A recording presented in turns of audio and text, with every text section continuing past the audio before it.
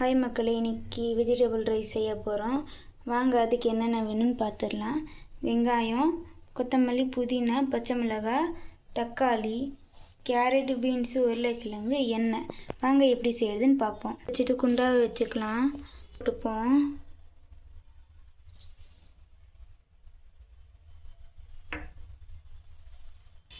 வெங்காயத்தை போட்டுக்கலாம்.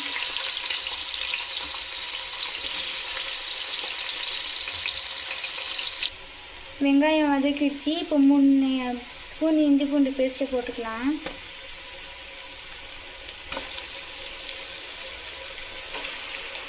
அதை வதங்கிடட்டும். வெங்காயம் இஞ்சி பூண்டு விழுது வதங்கிடுச்சு. இப்போ கொத்தமல்லி, பச்சை மிளகாய், புதினா போட்டுக்கலாம். அதை வதங்கிருக்கும். இப்போ தக்காளியை போட்டுக்கலாம். அது ஒரு 2 நிமிஷம் வதங்கட்டும். இப்போ தக்காளி வதங்கிடுச்சு. மிளகாத்தூளை போட்டுப்போம் 2 ஸ்பூனு.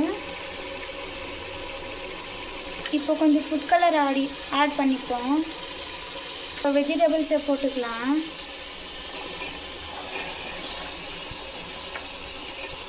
அது ஒரு 2 நிமிஷம் வேகட்டும். இப்போது தண்ணியை ஊற்றிப்போம்.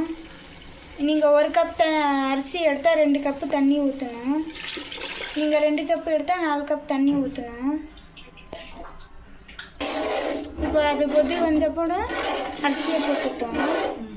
உப்பு தேவையான அளவு. இப்போ கொதிப்பு வந்துடுச்சு. அரிசியை போட்டுப்போம்.